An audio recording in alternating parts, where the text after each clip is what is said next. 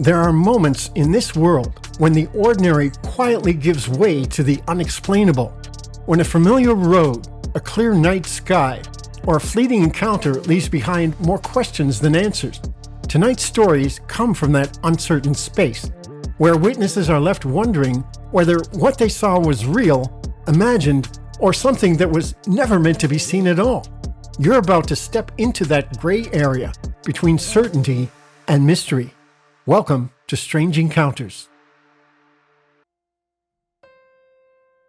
When it comes to UFO stories, most of what we hear comes from a mixture of witness accounts, scattered reports, and decades of retelling.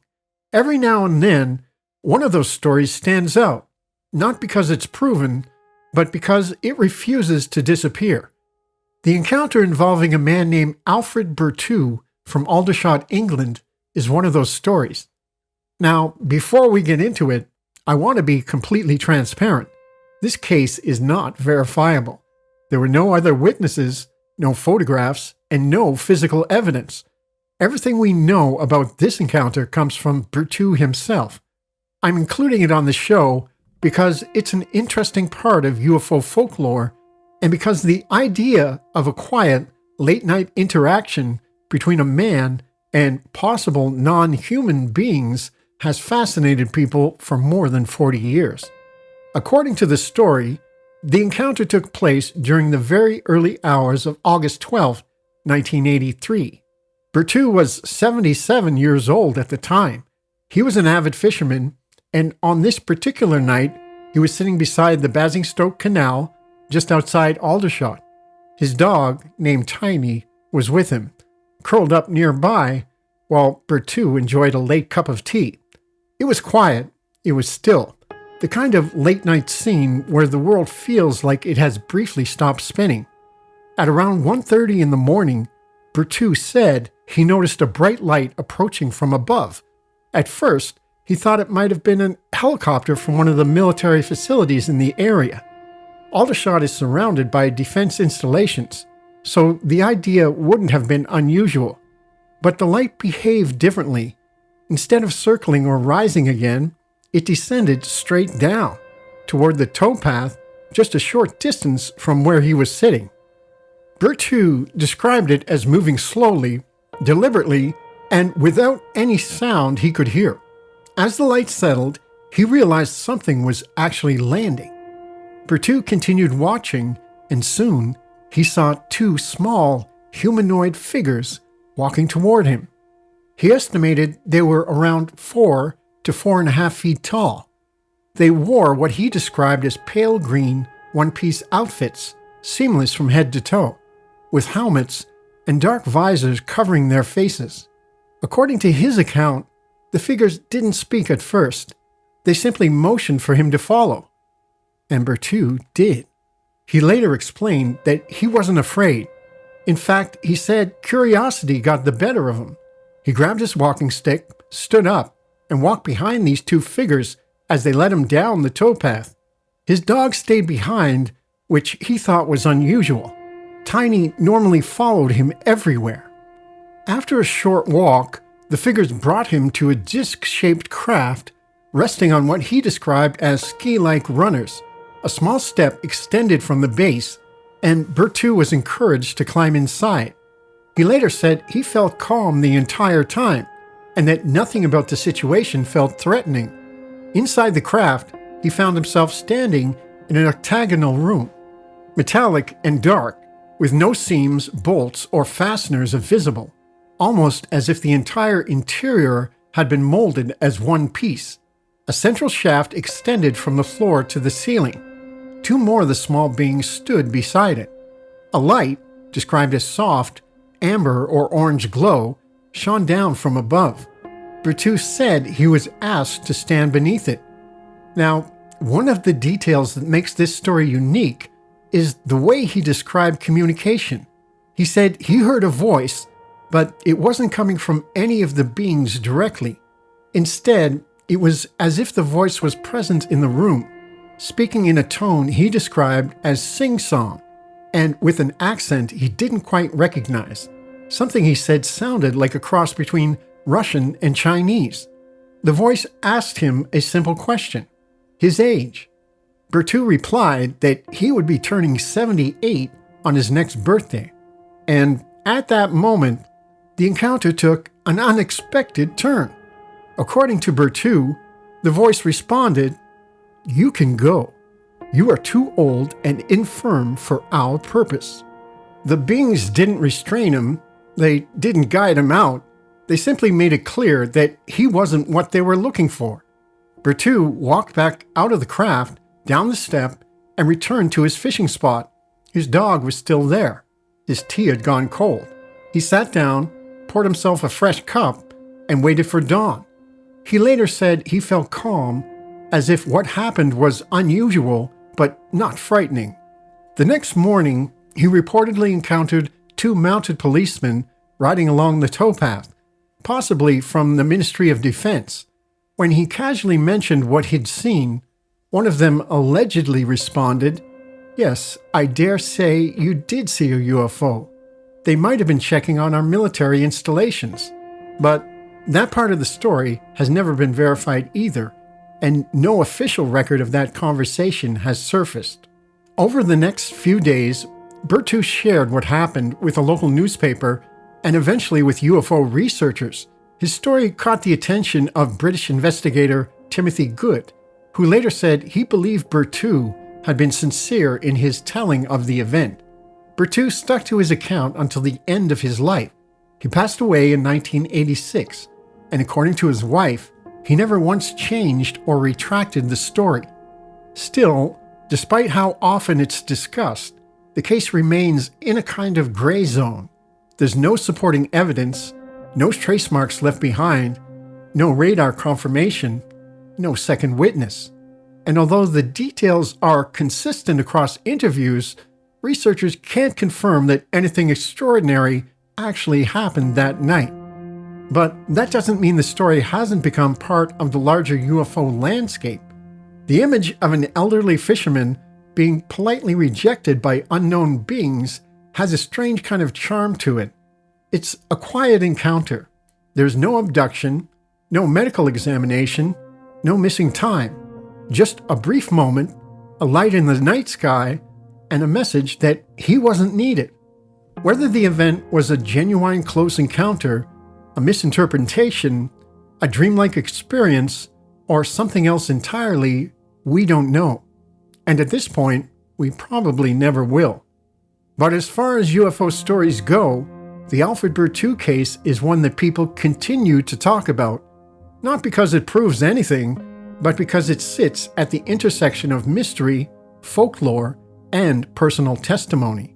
It's one man's story told plainly without exaggeration, and after more than 4 decades, it remains one of the most unusual and quietly compelling UFO accounts to come out of the United Kingdom.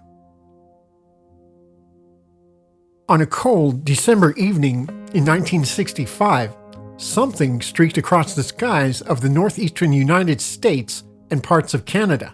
Something so bright, so unmistakably physical, that thousands of people looked up at the same moment. They saw a fireball, a streak of brilliant light cutting through the atmosphere with enough intensity to light up entire neighborhoods. And while most who witnessed it assumed they were looking at an unusually vivid meteor, the people living in and around a small rural town in Pennsylvania would soon come to believe they witnessed something else entirely. This is the Kecksburg Incident, one of the most persistent and controversial UFO cases in North American history, a moment when eyewitness testimony, military involvement, and decades of official uncertainty formed a story that still captures people's attention 60 years later. The timeline begins just after 4:40 p.m. on December 9th, 1965. Reports flooded in from Michigan, Ohio, and western Pennsylvania as a fiery object crossed the sky, moving from northwest to southeast. Some described it as a bright greenish-blue fireball. Others said it fragmented as it traveled, as though pieces were breaking off. A few even reported hearing a series of sonic booms or a heavy, distant rumble that shook windows and startled farm animals. If the story ended there, most would chalk it up to a memorable, dramatic meteor. But for the people in the small village of Kecksburg, the night was just beginning. Several witnesses described something unusual. The object didn't simply fall. Instead, they said it appeared to slow down, almost as if it were under some form of intelligent control. It arced toward the woods just outside town and disappeared beyond the tree line. The descent wasn't chaotic or random. Some locals said it looked like it glided or leveled out before dropping into a ravine. Moments later, a column of blue smoke was seen rising from the forest. In small rural communities, word travels fast. Volunteer firefighters headed into the woods, expecting to find the wreckage of a small plane. Families stepped outside. Neighbors spoke across porches. Kids ran down the road to get a better look. What happened next is pieced together from multiple first-hand accounts, some of which remain consistent even decades later. A few early witnesses managed to reach the ravine ahead of any official response. They described an object partly buried in the ground, still warm with a faint glow. What they saw stayed with them for the rest of their lives. The object was roughly the size of a car, about the size of a Volkswagen Beetle, and shaped like an acorn. Its surface was smooth and bronze or copper colored, with no wings, no visible seams, and no windows. Around the base of this acorn-shaped structure was a raised band that appeared to contain symbols. The markings were described as strange, almost like hieroglyphics, although they didn't match any known language. Some described them as squiggly lines, others as arrows and circles, but nearly everyone agreed they didn't look like anything you'd find on a typical aircraft. One witness, then a young boy, said he stood close enough to touch the object before he was told to leave. Another, a volunteer firefighter, claimed he saw it clearly before the military began to arrive. These early encounters are the foundation of what became the famous Kecksburg acorn. Within a surprisingly short amount of time, the scene was crawling with military personnel. Witnesses reported unmarked tracks, military police, and men in uniform establishing a perimeter around the woods. Some locals recalled being told to return to their homes and stay inside. Others said the military seemed determined to keep everyone out, not just curious onlookers, but even the volunteer firefighters who were normally responsible for emergencies in that area. This rapid and assertive response is one of the most debated aspects of the case. How did the military mobilize so quickly? And why treat a supposed meteor impact as a restricted access event? According to several people in Kecksburg that night, the military searched the wooded ravine with handheld lights and appeared to focus on a specific area. A large flatbed truck with a tarped object was later seen leaving the area, traveling back toward the main road with an escort. Witnesses stated that the tarped object had a noticeable bulge, acorn-shaped, large, and heavy enough to require specialized transport. And yet, despite all of these reports, the official statement at the time was simple and dismissive. Nothing was found. The military told reporters they had searched the area thoroughly but discovered no object, no debris, no evidence of any crash. For the locals who had just watched a recovery operation take place, this explanation didn't sit well. Over the years, the Kecksburg incident evolved into more than just a UFO sighting. It became a case study in how official secrecy, conflicting accounts, and unexplained details can solidify into legend. Organizations such as MUFON, QFOS, and various independent researchers interviewed dozens of witnesses. Many stood by their accounts well into old age, insisting they saw something tangible and structured. And then there's NASA's involvement. In later years, NASA claimed the object was likely a Soviet satellite, specifically Cosmos 96, a failed Venus probe that re-entered Earth's atmosphere around that time. This explanation seemed plausible, especially since Cosmos 96 did have a somewhat bell-like conical shape. But orbital data gathered by independent researchers strongly suggested that Cosmos 96 came down earlier, far from Pennsylvania, and had nothing to do with the bright fireball seen that evening. Then came the most curious twist. During a Freedom of Information Act request, NASA announced that its files on the case had been lost. They couldn't provide detailed records, couldn't verify the satellite explanation, and could not confirm what the object actually was. The combination of a confident explanation followed by the admission of missing records only added fuel to the fire. Over time, several theories emerged to explain the Kecksburg incident. One of the more conventional explanations is that the object was a meteor or bolide that fragmented as it entered the atmosphere. This would explain the widespread fireball sightings, but it doesn't easily explain the slow, controlled descent described by locals, the acorn's shape, or the presence of symbols. The Soviet probe theory remains popular, but like the meteor theory, it struggles to match the timeline and location.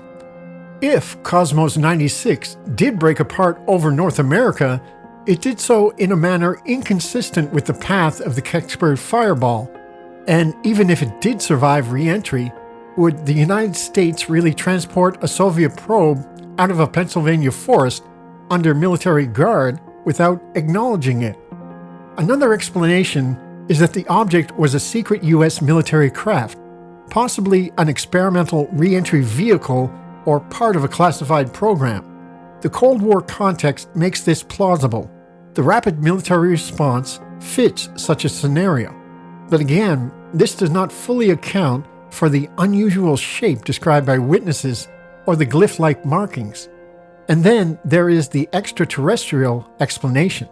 Many still believe the Kecksburg object was not from Earth, pointing to the acorn shape, the mysterious symbols, the controlled descent, and the alleged recovery. While there is no verifiable evidence to confirm this theory, it remains one of the most widely discussed possibilities. Today, Kecksburg embraces its strange moment in history. There's even a large acorn-shaped monument in the town, a nod to the object that may or may not have visited their woods back in 1965. Annual festivals, documentaries, and renewed investigations continue to revisit the case, and despite decades of attempts to explain it, the Kecksburg incident remains unresolved. What makes the story compelling isn't just the object itself. It's the intersection of eyewitness testimony, official contradictions, and the lingering sense that something important happened that night, something we still don't fully understand. In the end, the Kecksburg UFO incident stands as a reminder of how moments like this can leave lasting questions, and how, every so often, an event crosses the line between the ordinary and the extraordinary, leaving behind more mystery than answers. Montana has a way of making the night feel bigger than anywhere else. Even small towns sit beneath enormous open skies, where the land stretches out in every direction without anything to interrupt the view. It's the kind of darkness that feels honest. Nothing hidden, nothing crowded, nothing artificial. But in the early 1990s, just north of the Flathead Reservation in Lake County, one night proved that even the quietest places can hold something extraordinary. The witness in this case was a sheriff's deputy, a man used to the quiet rhythm of late-night patrols.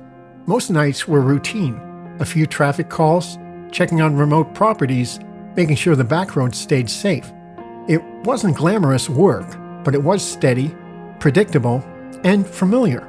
But on this particular night, the familiar gave way to something else. The deputy was heading north along a rural stretch of Highway 35, a two-lane road running alongside the dark expanse of Flathead Lake. The sky above him was motionless, clear, and star-heavy. One of those nights where you can see the faint glow of the Milky Way stretching out overhead. The lake was calm, the surrounding hills silent, and then he saw it. a bright white light high above the eastern ridge. At first, he assumed it was a small aircraft. The area isn't exactly full of air traffic, but small planes and occasional rotorcraft weren't unheard of. But the light was different, brighter, sharper, and completely steady. No blinking, no red or green marker lights, no rhythmic flash, just a single white sphere gliding silently over the hills. The deputy slowed his cruiser, watching the object as it moved westward. Its motion was smooth, almost unnaturally so. No engine hum, no chop of helicopter blades, no jet noise, just a silent glide. But then something changed. The object stopped. Not slowed down, stopped, as if someone had paused it mid-air. The deputy pulled his cruiser to the shoulder, stepped out into the cold night air, and watched as the light hovered completely motionless over the ridge. He later described the moment as unnerving in a subtle way. Not terrifying, but wrong. Aircraft don't behave like that. Nothing does. Then the light descended. Smoothly, purposefully, and with complete control. It dropped behind the ridge and out of sight.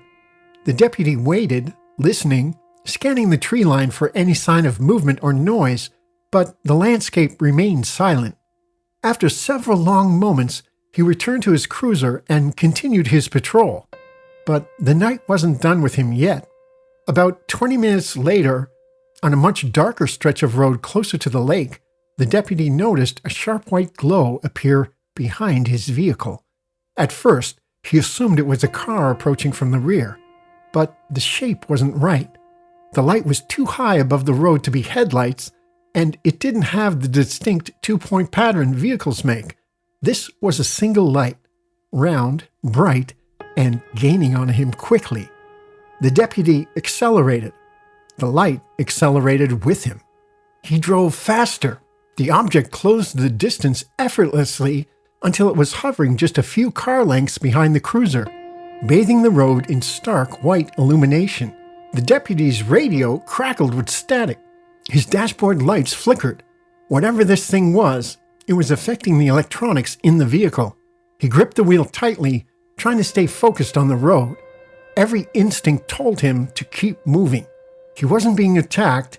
It didn't feel aggressive, but he was being paced, matched speed for speed by something he couldn't identify. The pursuit continued for nearly a mile. Then, as abruptly as it appeared, the object shifted position. It rose slightly, drifted left across the road, and hovered over a field bordering the lake. The deputy slowed, watching it through his windshield. Now that it was no longer directly behind him, he could see the shape more clearly. It wasn't just a light. It was attached to something structured. He described it as a rounded, almost disc-like form, faintly illuminated by the glow that pulsed through its underside. Not metal, not exhaling heat, not producing sound, just silently suspended above the field. As he watched, the object began to ascend, not rapidly but steadily, climbing higher and higher until it cleared the ridgeline and moved eastward again. The deputy remained parked on the roadside long after it vanished. He waited for his breathing to slow, waited for his radio to stabilize, waited for the reality to feel normal again. Eventually, he continued his patrol, but the rest of the night passed in a haze of hyper-awareness. The next day, he filed a report, careful, measured, factual. He left out anything that sounded emotional or speculative, focusing strictly on the behavior of the object and the interference with the cruiser's electronics. But unofficially, the account spread among other deputies in the area. Some admitted they'd seen strange lights near Flathead Lake before, though none had ever been pursued. Others had encountered unexplained radio interference on certain stretches of road, but couldn't attribute it to anything specific. For weeks after the encounter, the deputy found himself replaying the night in his mind. If it was an aircraft, why no sound? Why the perfect stillness? Why the ability to stop mid-air and accelerate effortlessly? And why follow him so closely, only to drift away with apparent disinterest? there never were any answers. But decades later, the Lake County Pursuit encounter remained one of the most credible, level-headed reports from the region. A case involving a trained observer, a clearly structured object, electromagnetic interference, and behavior that defied any conventional explanation. It wasn't flashy, it wasn't dramatic, it was precise, controlled, and intentional.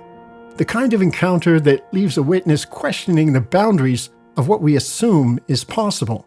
For the deputy, it became something he rarely spoke about openly, but never forgot. Every time he drove that dark stretch of Highway 35 afterward, he found himself glancing at the rearview mirror just a little more than before.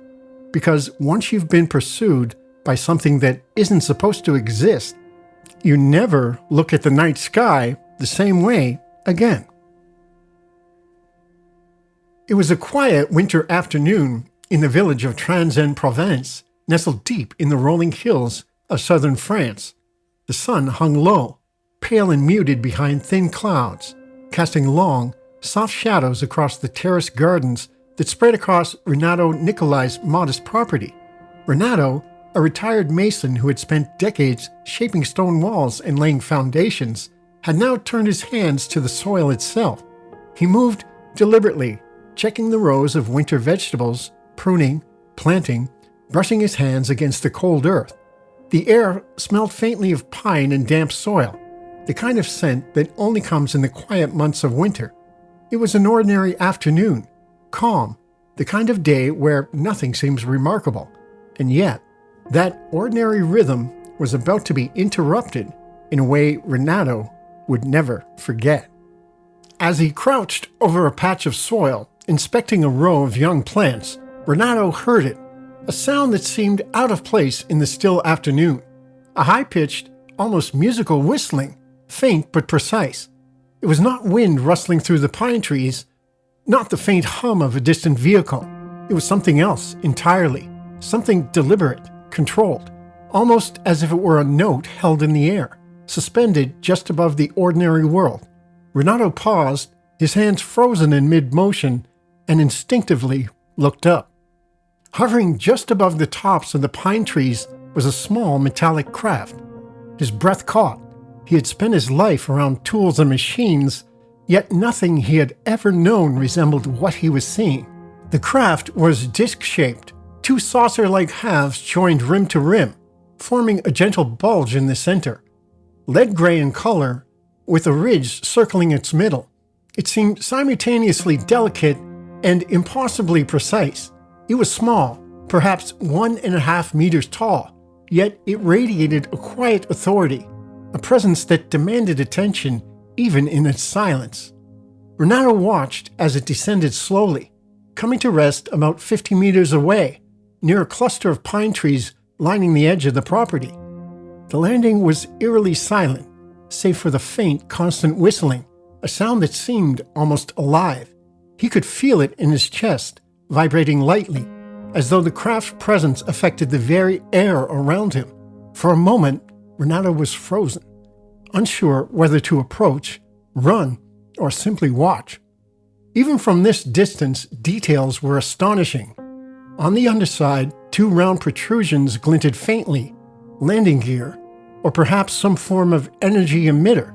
Nearby, two circular panels resembled trapdoors, suggesting openings, mechanisms, or something that he could not begin to identify. The edges of the craft reflected the pale sunlight subtly, giving the impression of a living metal, as if the surface shifted imperceptibly with every angle. Renato felt a mixture of fear and fascination. Every instinct told him to move away, yet every fiber of his being remained rooted in place, observing, absorbing. For what felt like 30 or 40 seconds, the craft hovered there, perfectly still. Then, as silently as it had appeared, it rose again. Dust and small debris was stirred from the ground, swirling in soft eddies as the object moved upward and away, disappearing along the path it had taken. Renato stood for several moments after, heart racing, mind reeling. Something impossible had passed through his life, yet it left traces that were very real. The following morning, drawn by a mixture of curiosity, disbelief, and lingering unease, Renato returned to the landing site. What he found was extraordinary. The soil bore a circular imprint, roughly 2 meters in diameter. Around its edges were subtle abrasions, as though the earth had been pressed and scoured by precise, powerful weight. The ground itself seemed denser, more compacted than the surrounding soil, as if compressed by several tons. Even the nearby alfalfa plants bore marks of disturbance, stems bent and broken, leaves partially bleached, tips flattened and stressed. Renato knew immediately that this was no ordinary mark. It was the footprint of something unlike anything he had ever seen. Realizing the significance, Renato contacted the gendarmerie, the local police. Investigators arrived the next day, meticulous and methodical. They photographed the circular depression, measured its diameter, and collected soil and plant samples to send to GEPAN, the French government agency tasked with studying unexplained aerial phenomena. The officers noted every detail: the depth and curvature of the imprint, the scraping along its edges, the subtle bending of vegetation, and the scattered dust patterns. Each element was documented carefully, photographed, and recorded, as if the earth itself had left a message to be read by those who could see. The analysis that followed was remarkable. Soil samples showed compression equivalent to 4 or 5 tons, evidence that something extraordinarily heavy had pressed into the ground. Thermal readings indicated the earth had been exposed to extreme heat in localized areas, between 3 and 600 degrees Celsius. Chemical analysis revealed unusually high levels of phosphate and zinc, not typical for the surrounding farmland. The alfalfa itself had been affected biologically, showing a reduction of chlorophyll levels by nearly 50% compared to unaffected plants. Every anomaly, mechanical, thermal, chemical, and biological, suggested a single extraordinary event had taken place. Despite the compelling physical evidence, definitive explanations remained elusive. Renato himself suggested the possibility of a military origin, pointing to the nearby Canjours base and potential experimental craft. Skeptics proposed alternative explanations: farm machinery, tire tracks, or natural soil variations. Yet few cases in UFO history combine a credible, detailed eyewitness account with such clear, measurable physical anomalies. Renato's own observations were precise. He remembered the shape of the craft, the ridge around its middle, the round protrusions, the circular panels, even the faint, almost musical whistling. Then there were traces it left behind: compacted soil, chemical irregularities, thermal spikes, and damaged vegetation. Together, these elements created a case of unmatched significance, where human observation and empirical evidence intersected in a way rarely documented. The significance of Trans-en-Provence extends beyond one afternoon. It is a story of observation, of physical traces, and of the intersection between human life and something beyond comprehension. Decades later, the memory of that January afternoon remains vivid in Renato's mind and in the annals of UFO research. The craft vanished, leaving only the imprint, the altered alfalfa, and the indelible impression of the encounter. Even now, people speak of Trans-en-Provence not simply for the sighting, but for the lasting physical evidence. The circular imprint, the soil compression, chemical and thermal anomalies, and stressed vegetation form a record of an event that defies conventional explanation. The questions remain unanswered. The object has never been identified, yet the impact is undeniable. This story reminds us that the universe can brush against our world in ways that leave measurable, tangible traces, even if we cannot fully understand them. For Renato, life returned to its quiet rhythm, tending terraces, walking among his fields, observing the pine trees. But that day, that small, lead-gray disc hovering above his garden remains etched in memory, a tangible, unforgettable encounter, a moment when the ordinary met the extraordinary, leaving traces that continue to spark curiosity, debate, and wonder more than 40 years later. Even today, the Trans-en-Provence case is a touchstone in UFO research. It demonstrates that extraordinary events can leave physical evidence and that credible witnesses, careful documentation, and rigorous scientific analysis can intersect to create a truly remarkable story. Renato Nicolai's memory of that winter afternoon endures, a human connection to a phenomenon that remains unexplained yet undeniably real. The true encounters you heard tonight may never be fully explained. They linger instead as memories, quiet, unsettling, and unresolved, carried by those who experienced them. If these stories made you pause, question, or reconsider what might be watching from just beyond our understanding, take a moment to like the episode, share your thoughts in the comments, and subscribe to the channel. And if you know someone who enjoys unexplained mysteries, consider sharing this episode with them. Until next time, keep looking up and keep questioning what you think you know.